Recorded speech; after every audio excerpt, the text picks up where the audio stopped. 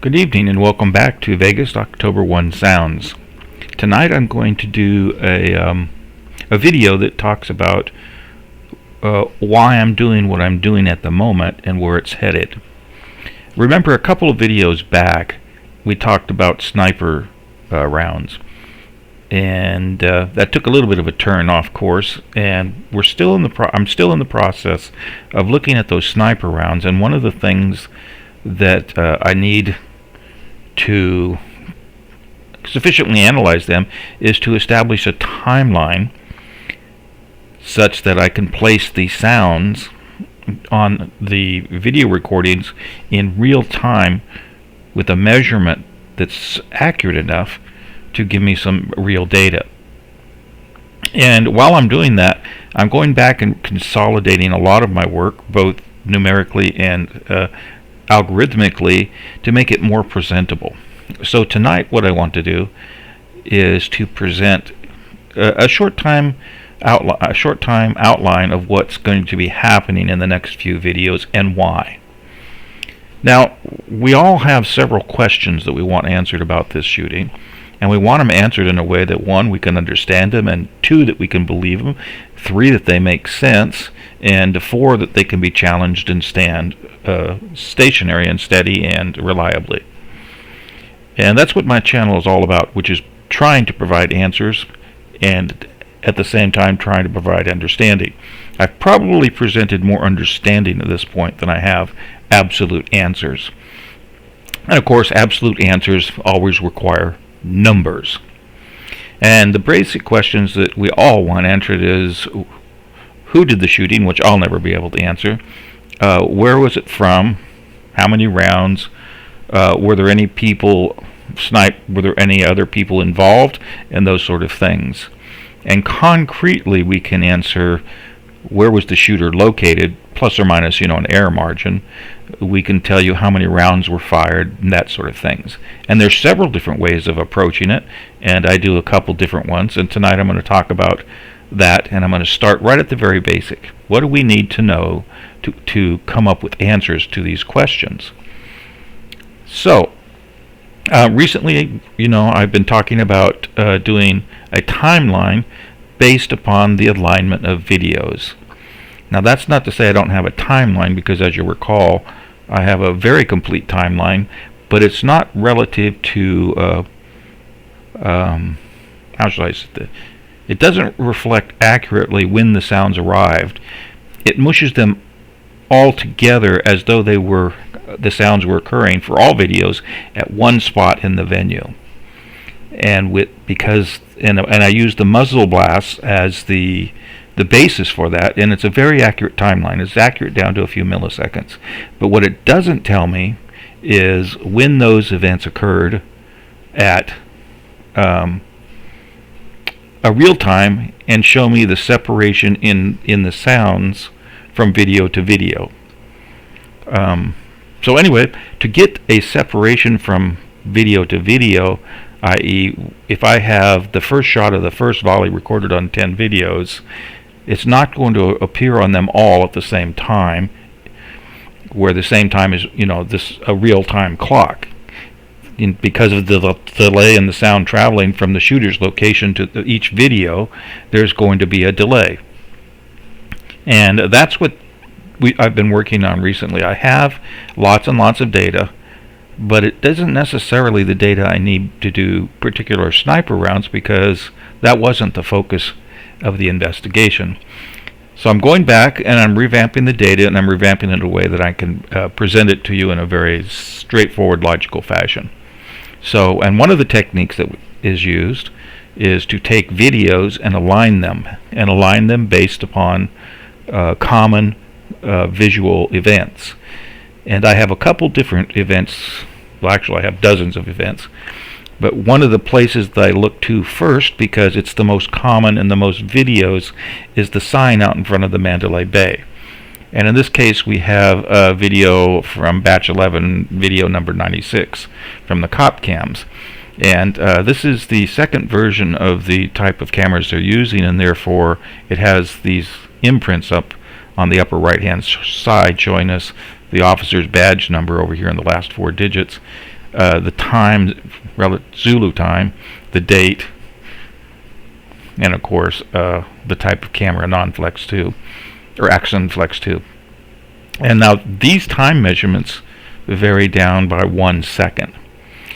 And as I've explained several times, for purposes of doing finite and extremely accurate calculations, 1 second just won't do. And it won't even do if you're trying to say which video recorded the sound first. You're going to have to get, because traveling at the speed of sound, which is about 1,100 feet per second that evening, and if you're only crossing 300 feet, that's only going to be 0.3 seconds roughly, maybe a little less. And so if you only have a granularity down to 1 second, then you will not be able to tell which video recorded the sound first. And that's really one of the bits of information that we need to talk about sounds like what I was looking at in the sniper stuff. So what we have to do is take these videos and break them down into the individual frames and find an event common to many of them. This is just an example of one of the videos that I've looked at and recorded the transitions on this marquee sign out in front of the Mandalay Bay. And if I magnify it out a little bit, and of course it goes crazy when I do because of the way I have things set up. Okay. And we keep an eye on this region in the center here, which is the marquee sign. You'll notice that as I go frame by frame, it goes dark. Or if I were to go back, let's say 5 or 6 frames, you can see that it changes. Not real bright, bluish, but it'll go dark here in a second. Now I can take that first dark, completely dark portion of the sign, and I can look for that in other videos. So what I'll do is, where'd my... I thought I opened this up in the right... but I have to get up my... There I go. Well, notice that the first time this goes dark is at 5.972 seconds relative to the start of this video. So I can record that somewhere.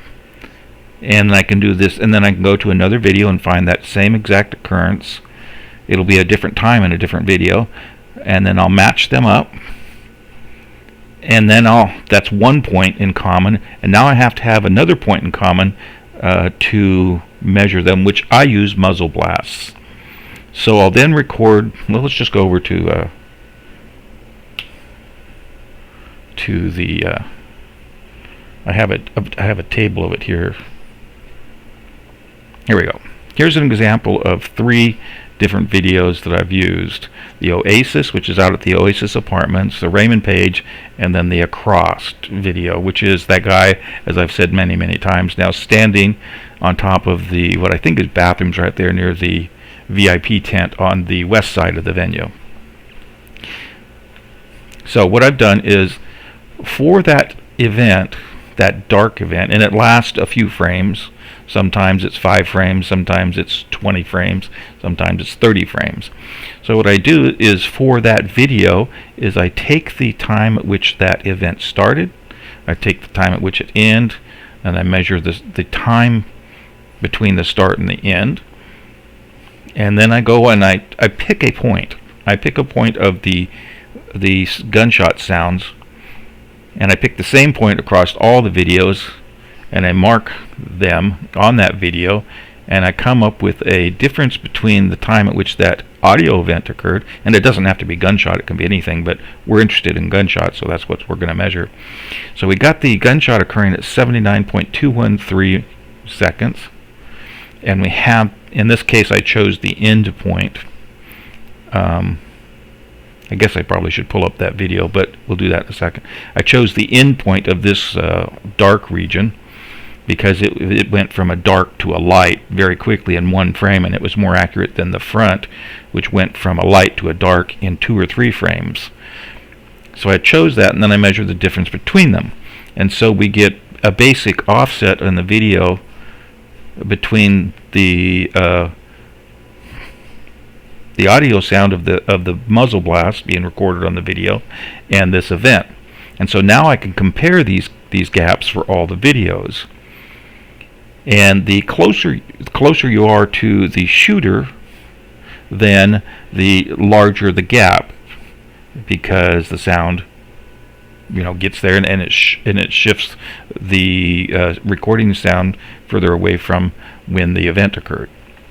So in this case, we can see that once we have this chart, that the closest one would be across, followed by Ray, and then the furthest away would be Oasis. And they're all approximately, they range from 4 seconds in gap to 4.7 seconds in gap. So that basically said that it took almost, well, if we subtract the first one from the last one, which would be Oasis to across, then we'd get roughly 0.62 seconds.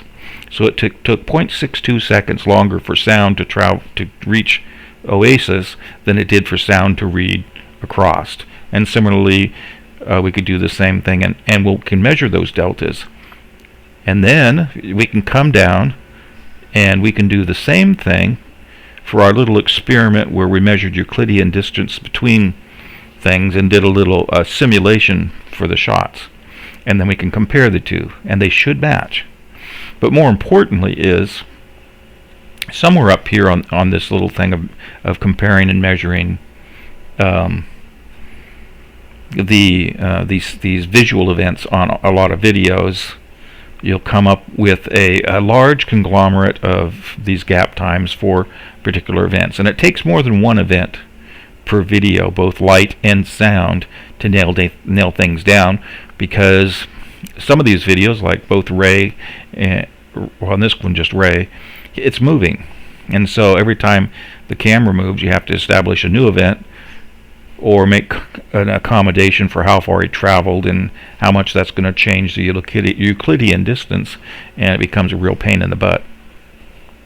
But once we have all this down, then we can start laying out a graph of, or we can at least answer the questions, which video heard the sound first. So in this case, as I think I just said, Across heard the sound first, then Ray heard it, and then Oasis heard it. And you can get a qualitative image then of where the sound might be coming from, which in this case clearly indicates something that's southwest of the venue.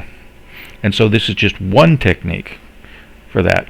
And once we establish this chart for the videos that involve the sniper, which we can't all of them because they don't all have these light points, namely the one where it's in the center of the stage, in the center near the stage, almost under the stage by the lattice work. It's, all we see is the lattice throughout almost the entire video, so we won't be able to establish a timeline there, and that data point gets lost, which is one of the disadvantages of doing this. Whereas if we but this does give us a real-time sense of when things occur in real time. Namely, if 4, just out of off the sky blue, if 4 represented 10 p.m. in 4 minutes or 4 seconds, then you could see that each one of these would give us a different time at which we hear the sound. Whereas if I switch over to my other muzzle-based thing, and we go to column O, you can see that for any one event, let's flip down. Since I showed 9B before, let's go down to 9B. So we've got a lot of 9Bs here. And you can see over here that they all occur in column O. They all occur at relative the same time. And that's by design on the calculation of this timeline. So this gives you an idea of, in real time, when the shots were occurring from a single perspective. And that perspective is arbitrary, because after all, we don't actually know where the shooter is right down to the ITSAS, so you couldn't compute it down to that millisecond level. But what it does is give us the ability to make very fine measurements when the numbers don't match, and from that matching, and basically we are lining up all the muzzle blasts, and we can do that because they have that physical characteristic. That is, they preserve the time between shots across all videos. They don't preserve the absolute time it took for the sound to get to that video, but from shot to shot, those deltas between the shots and the shots had better be the same, or it didn't come from the same shooting position. But from all the measurements I've made for all the volleys, they all came from, and that all the volleys anyway came from the same spot. Single shots are a different story. Down the hall shots are a little different story also, but very, very close. So there's two different types of timelines here. There's two different purposes. And there's a whole different set of questions you can ask for each type of timeline. And there's more than one way to do this. Now, switching back over to our little experiment here, and let's see. Going back to our thing, and what we also can do is, as a subset of the larger picture, when we're lining these video events, we'll take these cameras that have these times up here, we'll measure the number of frames that event occurred after this second, and then that starts to build us a database of times for a particular video event that should be recorded at the same exact time, right down to the frame number on all the cameras that could see it, that have this timing up there. And so that gives us a way to double check the accuracy of our work and also of the cop cams, which, as I've already said, don't always agree, and there has to be a good explanation there somewhere. Some of them are off by as much as 10-20 seconds. Some of them, as Brian Shields has noted, they skip a second here. And all those things have to be accounted for eventually. Otherwise, there's no way to rely on your numbers. Also, sometimes there's synchronization problems between the video and the audio. That leads to a problem, and all these timelines will reveal them. There's also the case where, anyway, you get the general idea. So in matching these up, we're going to come up with a little chart, and then down the road I'll explain to you what the charts do, what all the numbers mean, and what I'm going to do with them. And so I'll combine this chart with this chart. We'll run a little experiment. We'll measure the deltas between these things up here and these things down there, and they should match, and if they aren't, then we've got a problem. If they do match, then we have a good model and scenario and shooter's location. And then that's one way of verifying the shooter location, and then we can get it from those other muzzle blast measurement. In fact, there's probably more than a dozen techniques we can apply against the data, some of them far more complex than I have time to do. But basically, they all are going to rely upon several small measurements. One is the time of arrival of the muzzle blast. 2 is the time of arrival of the supersonic crack. 3 is the synchronization or the delay between a video event and the time of the audio event, and the speed of sound and the position at which the video recording was made. And all those measurements are added up, and we can then apply the techniques for answering just about any question we want. Now, in terms of order of complexity, establishing the muzzle blast timeline is the easiest, because the muzzle blasts are the most consistent in terms of their physics. With the supersonic cracks, the cracks are, every recording will potentially record a different shock wave for the same bullet, or because the point at which we hear or the shock wave was generated changes based upon the location of the recording. And since every recording typically has a different position, then they are potentially hearing a different shock wave, even if it comes from the same bullet. And then, of course, you have to throw in all the bullets being stopped or hitting something, of their angle from which they were fired, because in the case of supersonic crack, the bullet trajectory makes a big change in the time at which you hear that.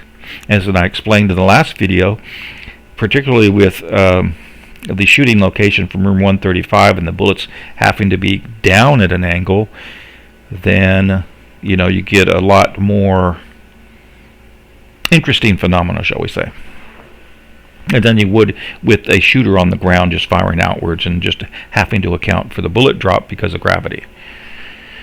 Okay, so what is it that we really need? And let's start back at the very basics. Let's get rid of this and think about this from a very logical standpoint and a very simple standpoint, but not necessarily simple in terms of what we have to do. So once again, if I pull up my let me just double check that I am doing something here.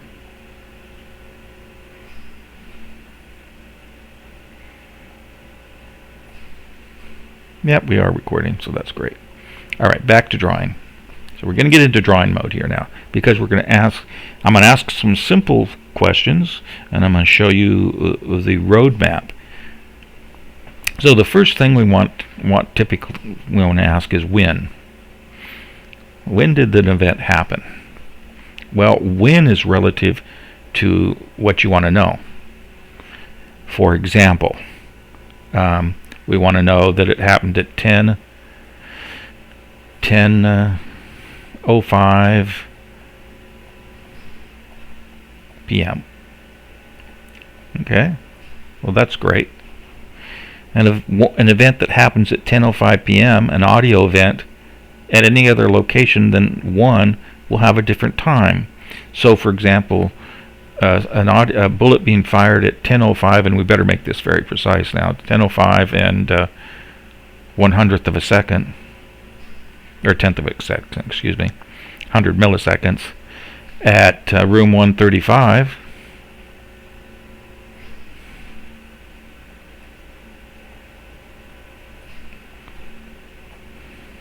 The muzzle blast will not occur until at Oasis apartment till 10:05 p.m. and about 0.7 seconds. So when becomes, what do we want to know here? When? Do we want to know when it was fired, when it was recorded,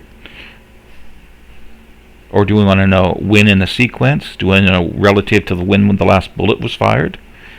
So, for example, if we fire 2 bullets and one occurs at time A and one occurs at time B, and we want to know, how much distance they're between, or the delta as I call it, that's going to be the same exact number regardless of where you're at. And so the absolute time, as we call it, becomes irrelevant, and only the delta between them. Okay, now we have no information whatsoever anywhere about when things occurred at room 35 down to the millisecond level. There's no recordings of any shots at precisely the location from which they were shot. So no one can say with absolute certainty down to the millisecond when things occurred at that room. We might be able to say within a few tenths of a second, or maybe 50 or 60 milliseconds, but not with great certainty. And what does that mean in terms of how we know? Well, it means that a lot of simple calculations that we could perform, we can't. For example,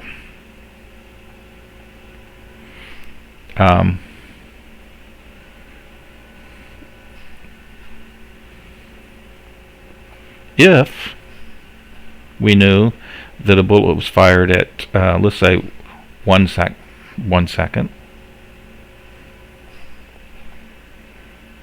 A bullet was fired at its source at precisely 1 second. Let's put it down to 3 digits, 1.00 seconds.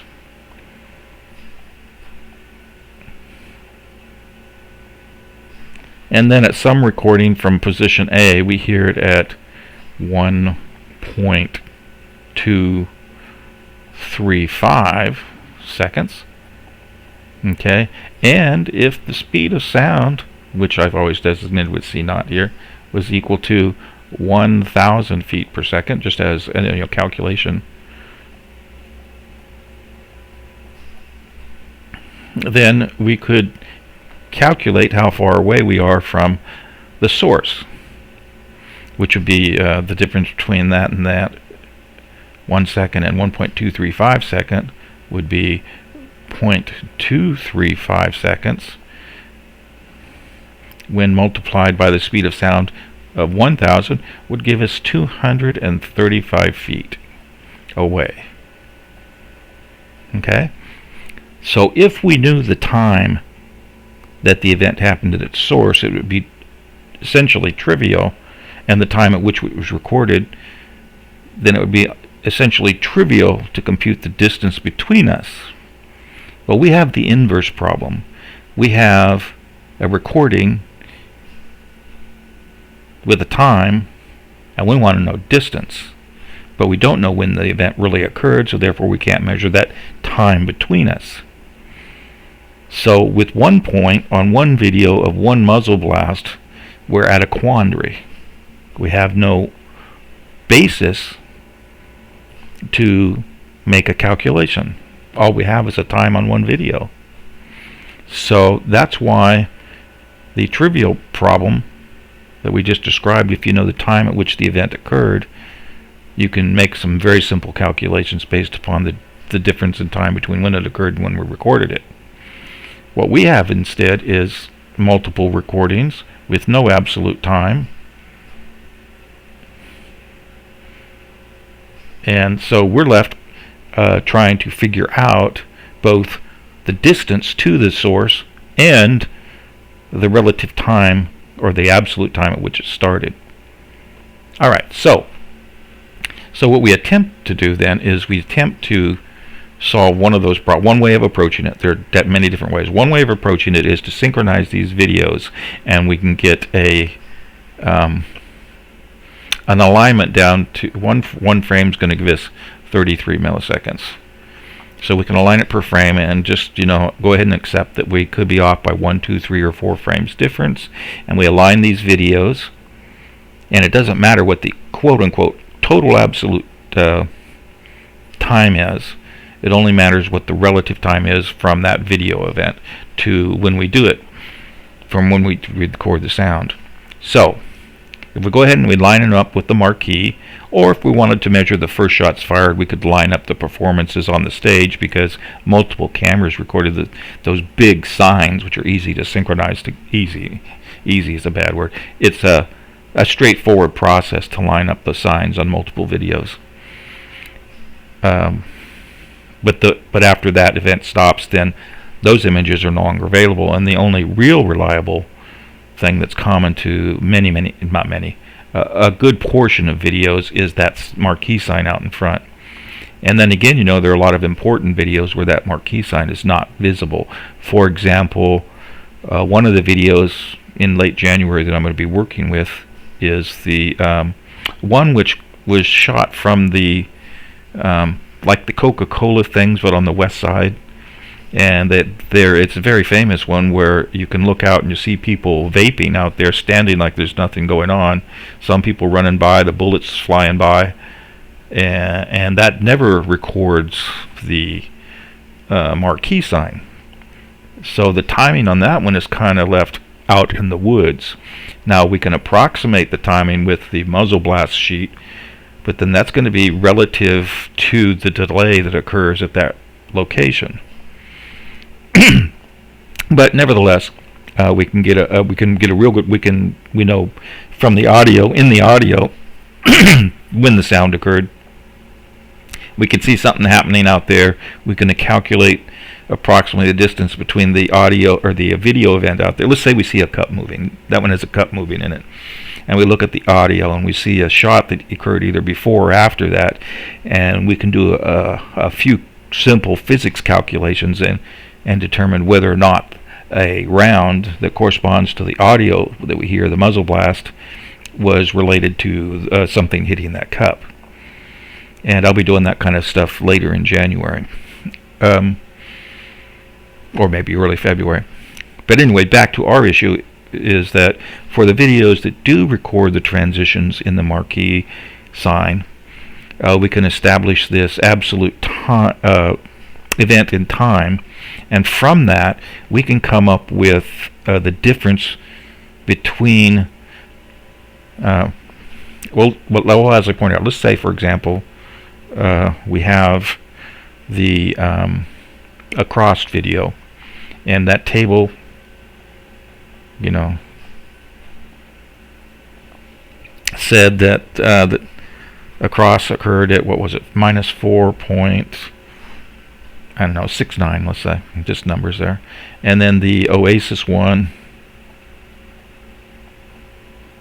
occurred at minus 4.070, I think it was.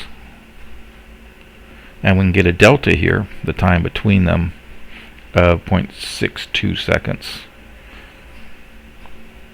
So they both record a certain transition in the sign, and it occurs during the middle of the volley. In this particular case, I was using volley 9, and the transition occurs somewhere in the first part of the second portion of that volley, and then the audio arrives 4 seconds later in both of them. But in the case of the across, it arrives earlier than when it arrived in video, and these numbers are backwards because of the way of the measurement of both those sounds, one sound and one video. So we have a gap here between the two of 0.62 seconds. Now we have 2 points. What can we do with 2 points? I already said you can't do much with one muzzle blast only. If you have one muzzle blast and one supersonic crack for the same shot, you can do something. But that's a whole different technique, which I'll be discussing in a moment. So we've discussed a little bit about absolute timelines and relative timelines. What do we have here? We have, this is a variant on an absolute timeline established by synchronizing videos. It doesn't give us the exact real time, but it does preserve the delay from the shooter, a portion of the delay anyway, from the shooter to the video. And in this, so we have 2 points. We have this delta. What can we do with it? Well, in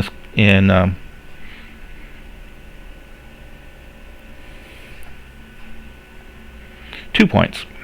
2 points that measure some sound delay can be, we can draw a line between them, and then we can, just for fun and games, you know, there's a shooter up here, let's say. Then we have this distance to this point.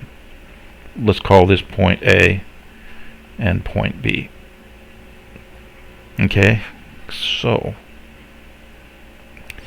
where that shooter occurs, where that occurs in time and space, we can draw, we can use the formula for a parabola or a hyperbola, and we can calculate that out based upon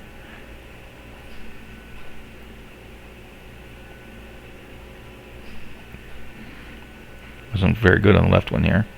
Based upon that, we can basically calculate a family of curves which occurs along this in 2D space. If it were 3D space, it would be something else.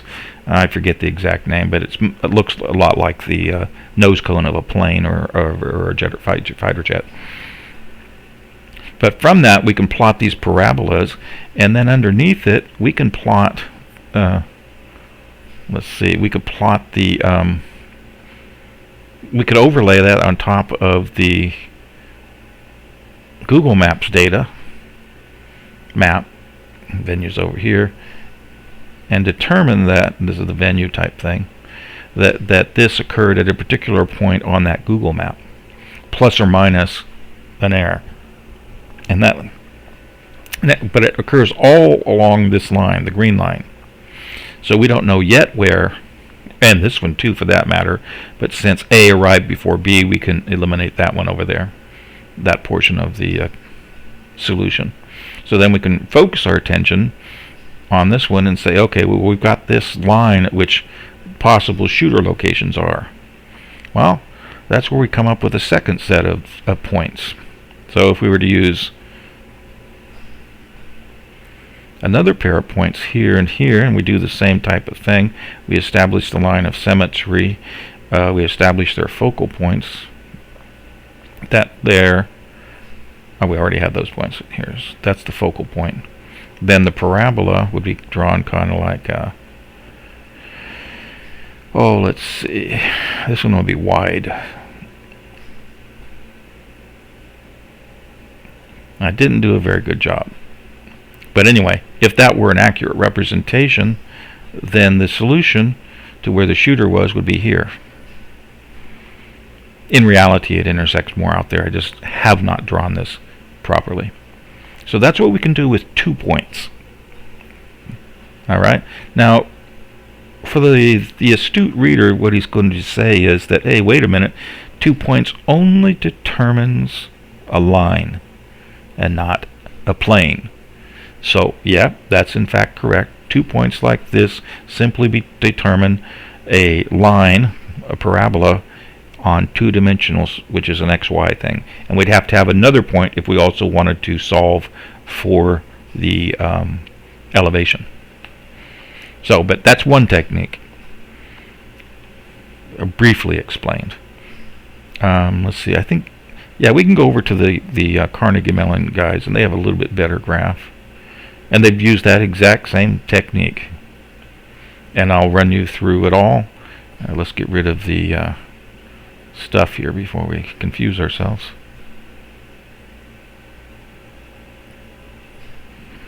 So let's see what they do here. Where'd they show that? They have some parabolas in here somewhere. I know. There we go. See, they took 2 points.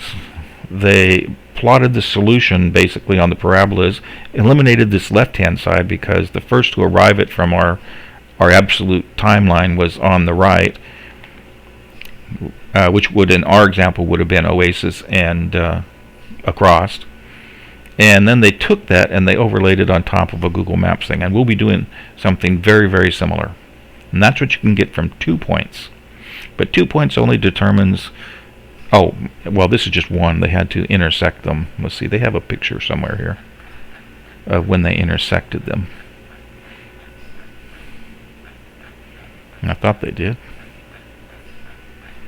Yeah, there we go. In this case, they took 3 points, which gave you 2 different focal lines of symmetry.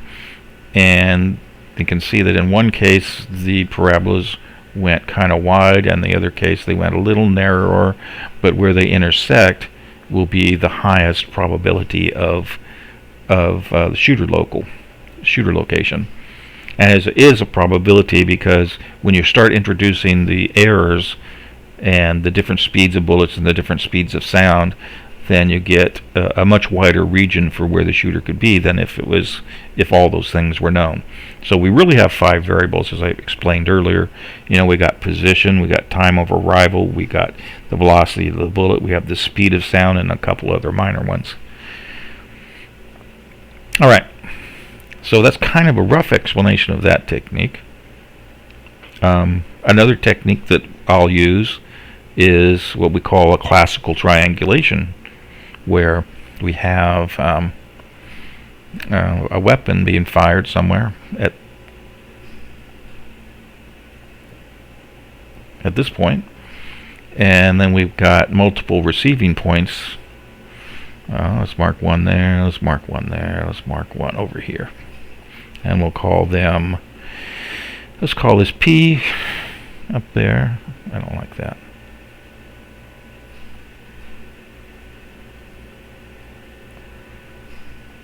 Mark it P, and we'll mark these others as A, B, and C.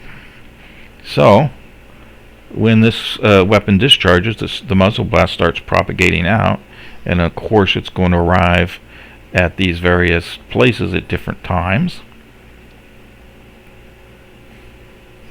And now we have a source that's unknown, and we have 3 places who we know their geographic location on. What can we calculate? Okay, well, let's go back and erase these waves because they're going to get in our way. So, sound when it starts will propagate outwards from P to A, and it'll propagate out at the speed of sound, of course, and it'll arrive at point A at some time.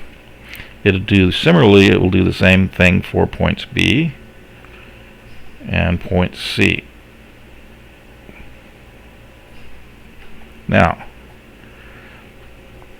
those all form part of each point. If we measure the time, which we'll call this time A, time B, or distance B, however you want to look at it, and time C, we can write little equations, and we can say that each one of these has a radius from that point. This one has a radius, this one has a radius, and this one has a radius. And this will be RA, RC, and RB. And by simple, Pythagorean theorem, we can say that there's an easy formula for the distance divided by the speed of sound would give us the arrival time. And so, if we're in a flat plane, we're not in a three-dimensional sphere, we can write that equation as a function of the distance between these things or the time between them. And so we come up with a set of 3 equations and 3 unknowns. And how we do that is the following. We say that the distance from any one of these places, let's pick this one, point P to point A, the distance is going to be given by the x coordinates, x of A minus the x coordinate of P squared.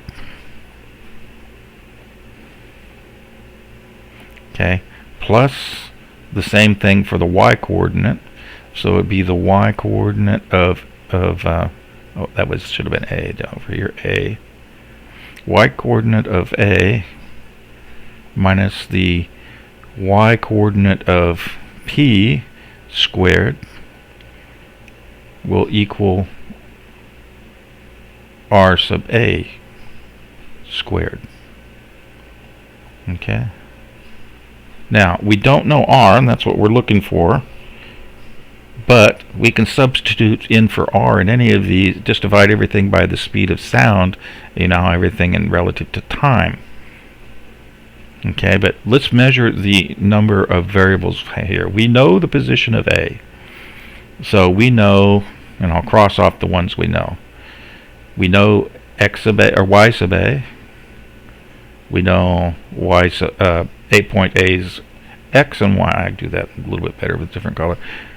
Okay, so that leaves us basically with 3 unknowns here. We don't know the location of the x coordinate of P, the y coordinate of P, or the distance.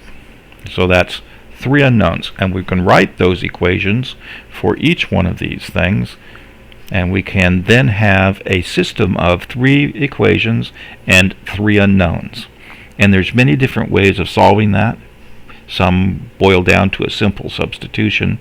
Others will involve some fancy algorithms for solving it, particularly if there's any error introduced that.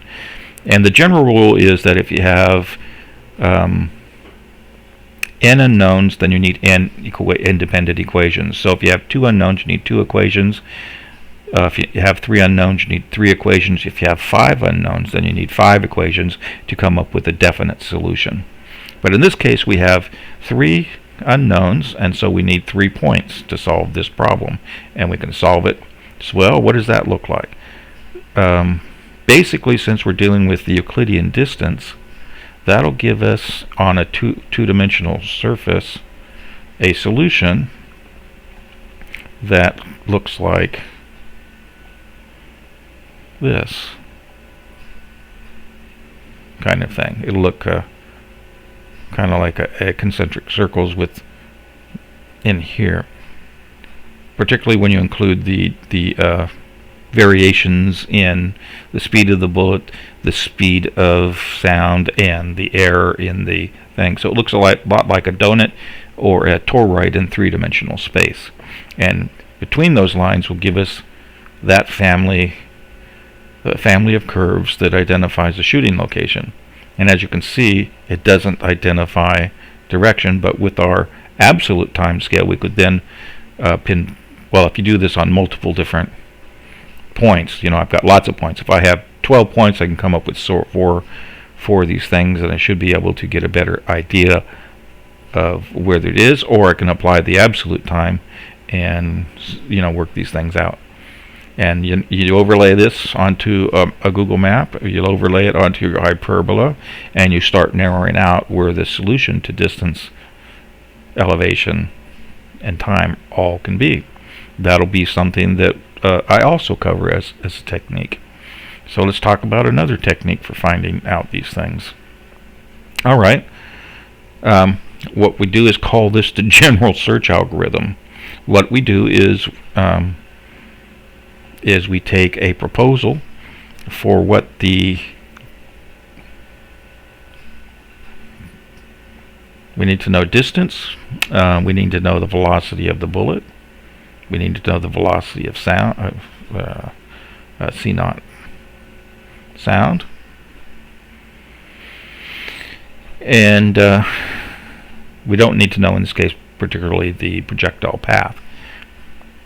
Alright, so in that case we'll take either the absolute measurement time frame or the relative time frame. It changes the equation slightly, and what we'll do is we'll come up with an estimate. So if we draw our venue out here as a big thing, and we're going to get 2 or 3 points where we have these recordings, and we measure both the absolute time and the relative times. And then we know that, once again, we'll just take a real example like I did in that one graph. Let's go back over to that graph. I think I still have it. I mean that table.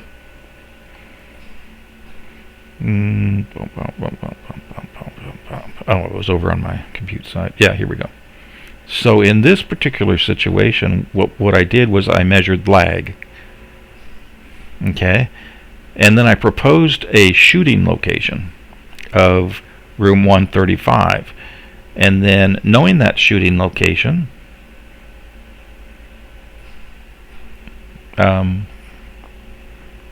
so we measure the lag. So we measure the lag for each one of these things.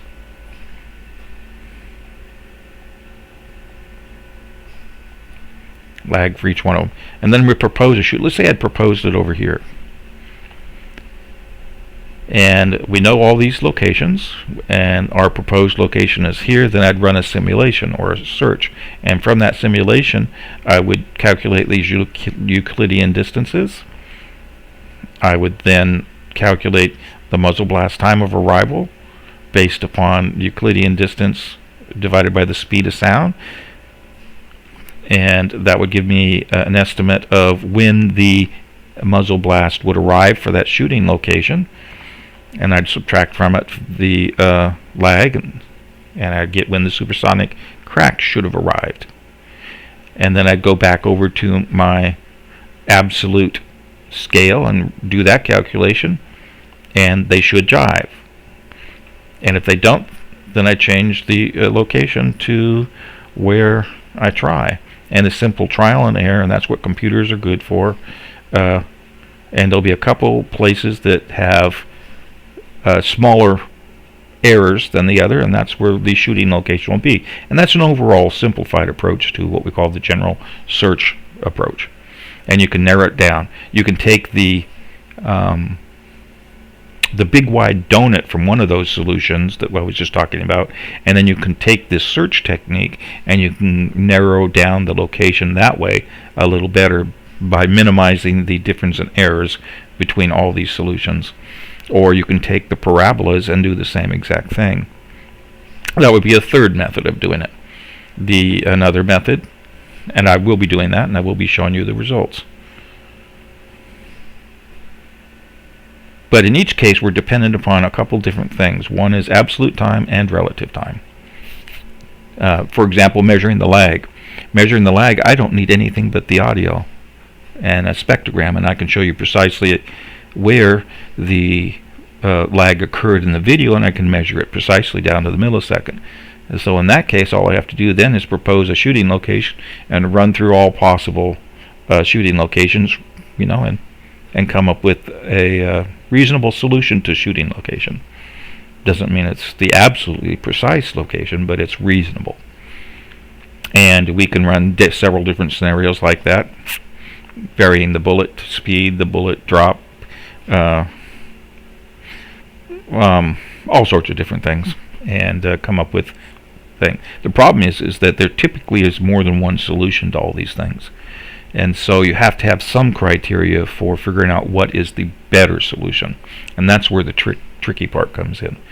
Now, another technique that can be used is we take the shock wave from the supersonic crack, which, as everyone who's listened to my channel by now, on a theoretical level, it comes up quick. That's not very quick. Comes down and then goes back up. That's more like a sawtooth, so let's erase that. Shockwave doesn't do that. Shockwave goes up, comes back down at a slope, and then jumps up typically.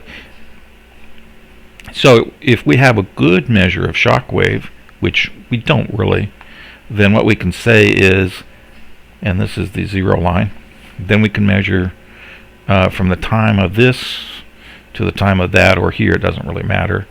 And based upon that time, and assuming a particular,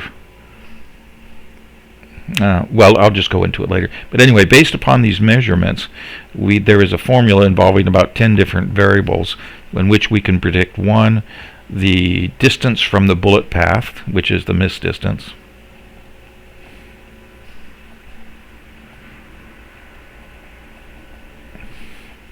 And we can estimate the bullet speed at the time the shockwave was created, and we can get a good handle on the distance to the shooter by adding in a couple of measurements in comparison to the muzzle blast. But just from the shockwave alone, we can sometimes get a good estimate of where the bullet trajectory is, and then from that bullet trajectory, we can plot a couple of different other things.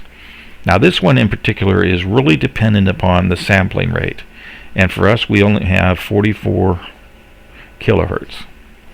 So our estimates up here are probably going to be off by an order of 30 to 50%. So this would only be used, in my opinion, in my calculations, for setting the initial value and guess on the bullet speed and the miss distance, and from there I'd have to go into other calculations. So what it does is limit the number of searches I have to do in the general search algorithm. So that's another technique that I'll be using. And some of the tougher things to do are when we have actually some of the toughest is when we have only supersonic cracks. Those are the real tough ones.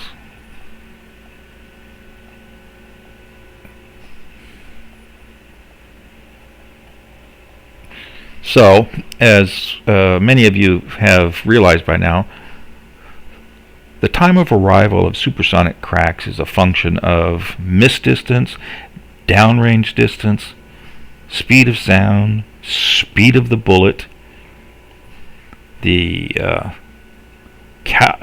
caliber and coefficient of friction on the bullet, and all those things add up to a lot of variables. So if you just have supersonic cracks, then the problem becomes much more difficult, and you have to employ a lot of the techniques I've been talking about to even remotely get to a conclusion. But we can start out by using the absolute time scale established for those videos which show the marquee or some other common video event, and we can nail down that absolute time scale, and then for those videos say when that supersonic crack arrived. What we can't ask without a lot of thinking about it is, based upon that time of arrival, where's the shooter, or what's the bullet path? We just simply have to calculate out a bunch of other stuff, because as I've explained many times, the time of arrival of the supersonic crack, and the function of the angle of the shot too, is never just straight linear predictive by the distance, which means that you just have to know more variables than you do with the muzzle wave to get any real thing. But you start out with that, and you observe the absolute distance. You go in and you measure the shock wave, see what you can guesstimate from that. You go in and you use the predictive source from the muzzle blasts, but in this case we don't have any. So you start by saying, well, is it the shooter in room 135 that we have previously identified? And you run your forward-looking simulations, compare it to these numbers that you've received, and see if there's even any remote possibility. I think it wasn't Eric or anyway, one of the commenters in my channel made a very good suggestion, which I'll be doing, and he said, for these quote-unquote sniper shots here, we can't really do much based upon the simple measurements we have, but what we can do is compare them to other shots. And so they propose that we compare them to the single shot 308s from room 134, because if they followed the same path, i.e. if these sniper shots were heading towards the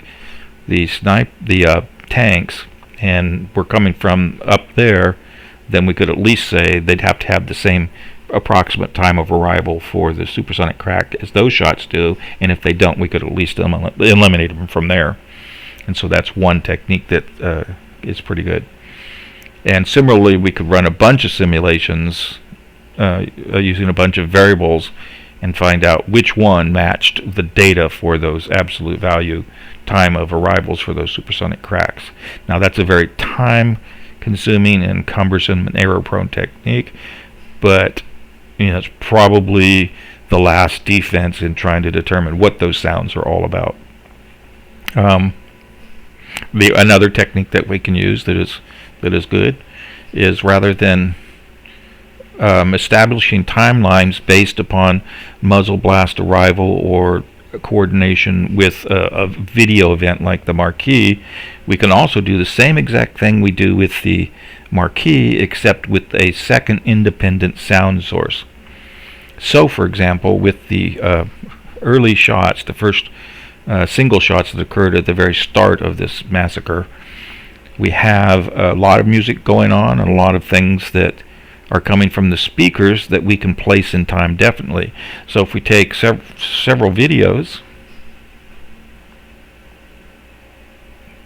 and they all record those sounds, or if they all record the music, because they're at different locations, they're going to record it at different times. So let's say somebody get a kick on a drum, and we record that drum sound, and it occurs there, and there, and the shots occurred here and here and maybe there. Then what we could do is simply line up the kick on the drum. So in this case, we're going to line up the kicks, and then by doing so, we'll have an idea of where the other sound, which is a gunshot sound, occurred relative to the kick. And so by doing that, we can kind of get an idea of who arrived first relative to the source of that drum kick. And that can be another way, and that can be used successfully to determine distance to the shooter in a crude way. That's another technique. So what we've got is a lot of different tools available to us, and what I'm trying to do is gently introduce the user or the viewer of this channel to each of them in a way that you can follow and make sense. Now I realize that I kind of just did a superficial touching on this, but I guarantee you that by the time I'm done with each of these techniques, you'll have a map showing locations, you'll have a table showing numbers, and you'll have several graphs afterwards showing you what the results, and I'll have references to the math and algorithms behind each of those solutions for those who are really brave and interested. And that's what I'm attempting to do right now. I'm working on getting a good collection of videos aligned with multiple different video events so that we can establish a good database of video events across the entire venue for at least those videos that have it recorded. That doesn't mean I'm going to have all the videos I want. It doesn't mean I'm going to cover all the videos, but it's going to give us a good range of options, and then we can use those videos to look for sounds that might otherwise not have been identified to date. So let's see, what else do I need to cover? Let me go look. Oh yeah, and I forgot to mention my favorite technique here. Is this one. Yeah, that's my favorite technique. It doesn't involve many calculations. All it does is involve of taking lag measurements everywhere you can and then plotting them out on a graph. It's probably the easiest thing to understand from how you do it, and it's probably one of the more interesting things to understand from why it's done this way. And I will get into a lot more math and a lot more examples of why this plot looks this way. And as you all know by now, this plot says that wrong color. Huh? We have, if you bifurcate these zones of lag with red and yellow, then there's something over here which is the source of all these sounds. And that's the old statement I said, that it's southwest of the venue at an elevated position. And I know it's elevated because of the distance between these lines and the size and the actual absolute value of those things. And that's the easiest one to understand, in my opinion, and explain, but it relies upon having both the muzzle blast and the supersonic crack at each shot, or at least for the shots that you want to plot. Which, for example, with the sniper one, I don't have the muzzle blast, so I can't do a lag plot like this. Alright, so erase those back out and minimize it down. And let's go see if I missed anything else I wanted to talk about tonight. Video, parabola, and no, that's pretty much it. Let's see if there's any other pictures here I forgot. That's the Vera system from the guys at Carnegie Mellon. Nah. There's the donut shape I was talking about. You've all seen these. These are power spectrograms. We've done hundreds of them. Seen hundreds of waveforms. You've seen these charts before. Or diagrams, excuse me. You haven't seen in my work parabolas. But other people have done this besides Carnegie Mellon, and they come up with essentially the same answer. Sometimes they're a little off. Alrighty, so nope, don't need that anymore. Let's see, the video we covered, that we covered. What's this over here? Oh, that's just a Excel chart, Excel worksheet, where I'm measuring in a video the places at which these light things occur. So, for example, with the Luxor, one of the Luxor videos, I record where this dark regions occur in multiple locations. And as you can see, some of them still need filling in. Up at Oasis, I've got 7, 8, 9, and 10, and I've only filled in the one for 9.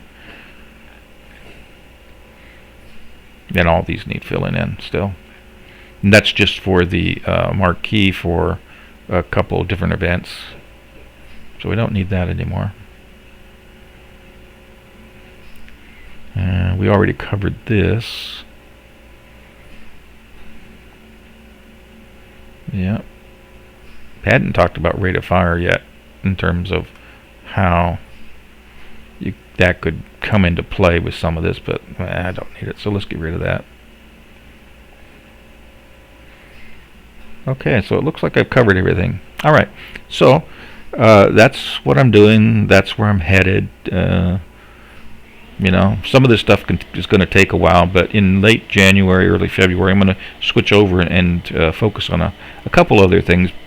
But by that time, I should have a good set of simulations on the sniper shots, a good set of points to publish on these absolute alignments, and you know, where I'll be at in terms of explaining the actual results is, I don't know, maybe that's in February. So anyway, that's where I'm at, that's where I'm headed, that's what I'm doing, and that's why I'm doing it. And I hope you enjoy this channel, and we'll grab you in the next one.